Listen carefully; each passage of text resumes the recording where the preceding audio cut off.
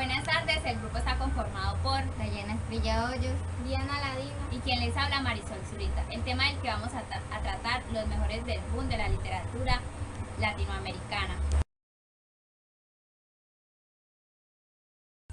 Contexto: a tiempos de industrialización, al llegar a 1960 se hace evidente Latinoamericana ha dejado de ser un territorio rural y se ha convertido en una sociedad urbana. Pero mientras en Inglaterra y Estados Unidos el proceso de urbanización han estado vinculados en un crecimiento de la ciudad industrial y la economía terciaria, varios países latinoamericanos se cuentan entre los más urbanizados del mundo, pero con una urbanización sin organización. Con la urbanización y la explosión demográfica se presenta un proceso de consolidación del sector terciario, salvo Buenos Aires y Sao Paulo, que contaban con grandes masas urbanas desde la segunda década del siglo. Todos los países latinoamericanos verán en esos años crecer la infraestructura de los servicios de salud, transporte, educación y las oficinas gubernamentales. No obstante, todo este conjunto de actitudes constaría frente a los regímenes políticos oligárquicos fue fácilmente sofocado por ejércitos regularmente patrocinados con capital norteamericano.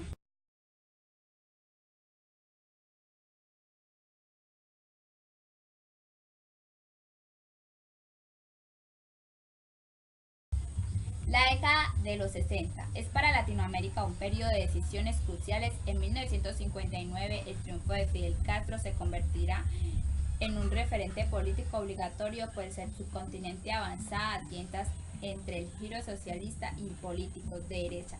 Pero el derrotero, como siempre lo marcaron, en multinacionales encargadas de defender sus intereses mediante el sostenimiento llegado al caso de los gobiernos afines. El movimiento, el boom latinoamericano, al llegar a los años 60, nuestra literatura experimenta una definición sin precedentes en número sorprendente de novelas. Superan las fronteras nacionales y de la lengua castellana. En el lazo breve de 6 años, en 1962 y 1968. Varios hechos extralitarios están en el origen de este fenómeno. Primero, el desarrollo de la industria editorial en ciudades como Buenos Aires y México. Segundo, el interés que suscitó por los asuntos latinoamericanos la Revolución Cubana. Tercera, la promoción mutua que escritores más conocidos y muchos jóvenes presentaron a escritores menos conocidos mediante reuniones. Cuarto, la formación que publicó el lector en las grandes urbes formado como consecuencia de la intensa urbanización. El boom en sí tuvo sus protagonistas principales: Carlos Fuente, mexicano; Mario Vargas Llosa, peruano; y Gabriel García Márquez, colombiano. Pero Cabrera Infante, cubano, o de brasileños como Jorge Amado y Yao Gamiráez, aparece vinculados dependiendo de la visión crítica o las perspectivas desde donde se mire el fenómeno. Sintéticos algunos de las características artísticas y literarias del boom. Está igualmente vinculado a un conjunto de obras maestras que mostraron la superación definitiva de las barreras estrechas de esquemas como regionalismo maravilloso, realismo mágico y criticismo urbano. Muchos escritores del boom son reconocidos como escritores profesionales, sin tener como el tema central de denuncia social todos estos escritores con textos del movimiento histórico. Julio Cortázar, con la República del Versatario, 1951, Final del Juego de 1956 y Las Armas Secretas de 1958, Cortázar se da a conocer como cuentista y fanático y propone una renuncia a ese realismo. El fanático en cada uno de estos relatos es por el contrario un desafío a la lógica del lector, a su concepción racional del mundo. en su famosa autopista del sur, cientos de automovilistas que regresan a París en un fin de semana son atrapados en un trancón, pero cuando la situación se prolonga, deben organizarse, buscar comida, distribuir el agua y salir en búsqueda de abastecimiento. Algunos forman familias y tienen hijos.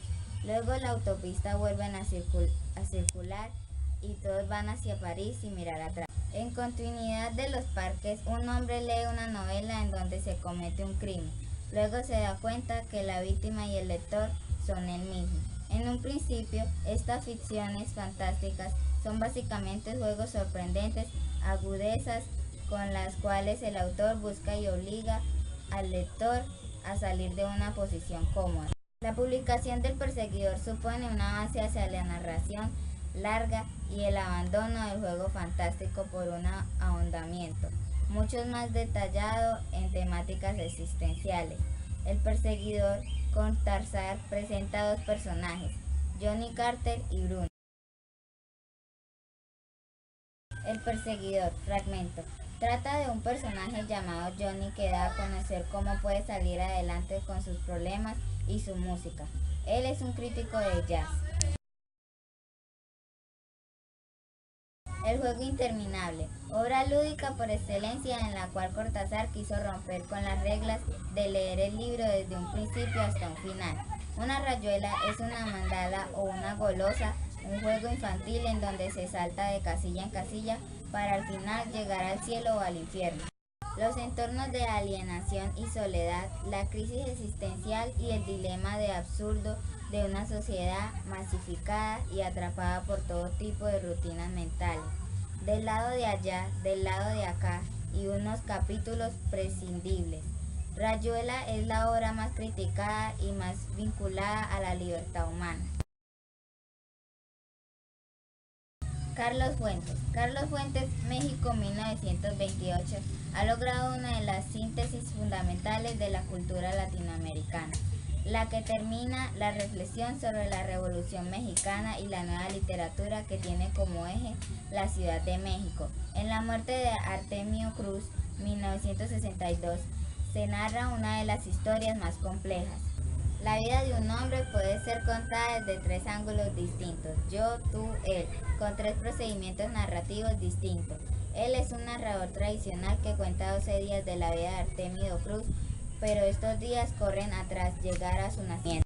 La muerte de Artemio Cruz. La memoria aislada perdió una vez que la oportunidad de vivir se agota, encarnado en este ser singular que eres tú, un niño, ya un viejo moribundo, que ligas en una ceremonia misteriosa. Hombres y engranajes. El hombre no ha tenido tiempo para adaptarse a las bruscas y potentes transformaciones que su técnica y su sociedad han producido a su alrededor.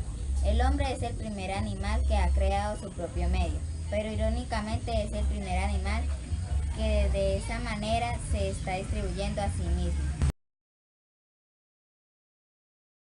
Jorge Amado es el escritor brasileño más importante del siglo XX. João Guimarães Rosa, el gran novelista del sertón brasileño, así como la Guimarães, es la obra de la tierra interior. La geografía de Amado es el litoral bahiano, la ciudad de Ilhéus y la zona de cultivo de cacao. A comienzos de siglo ha vivido importantes momentos de crecimiento económico y cultural a lo largo del siglo. Si en un principio Amado ve en la literatura una herramienta contra el sistema de explotación, su principal arma al avanzar su obra será el humor, la gracia, la plenitud de anécdota, el lenguaje y el diálogo que surgen deslumbrantes, humaniza a sus personajes, hombres y mujeres por igual. Y el ambicioso hombre de mundo, el terrateniente fatigado que reniega del cambio de los tiempos, el mujeriego temeroso de su mujer y el amante osado que lleva su desempeño a la tragedia, hasta las jóvenes de familias sentenciadas a contraer matrimonio por conveniencia, las prostitutas novatas y expertas, las bailarinas y las mulatas retirantes. Gabriela Clavo y Canela, fragmento. Trata sobre el cambio que sufre la ciudad a manos del terror de la conquista sangrienta, en busca del poder, y esta a su vez se ve envuelta en una transformación de progreso buscando cambiar el terror del pasado a través del cultivo y el trabajo en el campo, pero todo no es como lo pinta, porque el terror siempre va a seguir a manos de algunos. Rayuela, fragmento. La gente trata de irse por el cambio que más le convenga a unos en vez de seguir la dirección del mundo, siguen su propia dirección, tomando los métodos que para ellos son los más eficaces y con los que pueden librarse de las molestias y del trabajo, aunque a veces sea para su misma destrucción. El mundo hay que saber entenderlo, cada cosa que hacemos no siempre será la correcta. Todo tiene un inicio y un fin, hay que saber desenvolvernos en él. Ernest Ernesto Sábato, 1911. El túnel, 1948. Desde la primera página conocemos el trágico desenlace de los amores entre el pintor Juan Pablo Castel y María Iribarne. Lo que podría ser una vulgar crónica policíaca se convierte en la confesión alucinante de un hombre desesperado que por un momento vislumbró la posibilidad de salir de un aislamiento. Juan Pablo representa al hombre moderno acosado por las congestiones de la ciudad, por las caras de increíble felicidad que parecen no darse cuenta del absurdo en el que vive el hombre de nuestra época. No faltan en esta breve historia concebida en la más diáfana de las prosas, pasajes de sueño o diálogos de una dolorosa intensidad que muestran que lejos estamos de comunicarnos unos a otros. Sobre héroes y tumbas, 1961. Buenos Aires es quizá la más novelada de las ciudades latinoamericanas, pues la gran ciudad ya era una metrópoli cuando muchas de nuestras capitales seguían siendo pequeñas ciudades provincianas. Llegaron migraciones desde finales del siglo XX, migraciones provenientes de Irlanda, Italia e Inglaterra. Y esto siguió sucediendo durante la mitad del siglo XX. La obra maestra de Sábato es una crónica que recoge más allá de los amores de Martín y Alejandra, de la memoria de Fernando Vidales. Julio Cortázar, 1914 y 1984. Rayuela, 1963. Esta obra representó el más claro gesto de libertad para toda una generación de lectores. Algunos la llamaban la novela con vientre ballena, los personajes un grupo de intelectuales en París y luego en Buenos Aires que igual hablan de música, de poesía, de pintura y de ciencia. Carlos Fuentes, 1928. La muerte de Artemio Cruz, 1951. Artemio Cruz es uno de los muchos hombres que se enriquecieron con la revolución, que robaron a su propio pueblo y traicionaron su propia causa. La técnica narrativa en esta obra nos permite acercarnos a diferentes aspectos de esta historia. Terra Nostra, 1975. Fuentes se devuelve al siglo XVI a España, a la época de la dinastía de los Hamburgo, para encontrar las raíces históricas de la devastación de América. Mario Vargas Llosa, 1936. La ciudad de los perros, una de las obras inaugurales del boom latinoamericano. A partir de las crónicas del Colegio Leoncio Prado de Lima, el escritor peruano pone de manifiesto las estructuras de poder que hay en la sociedad, la dureza de las jerarquías, la violencia, los regímenes de corrupción, la degradación humana. José Lezama Lima, 1910 y 1976. Paraíso, 1966. La historia gira en torno a la apertura sensual del poeta, a su descubrimiento del mundo y a la pérdida de este mundo brillante y aristocrático pero ya algo decadente. Esta novela es una de las mejores del denominado Nuevo Barroco, estilo que recupera la riqueza fulgurante de la metáfora, las largas perífrasis, la abundancia de citas y alusiones a tiempos y horizontes de distintas latitudes.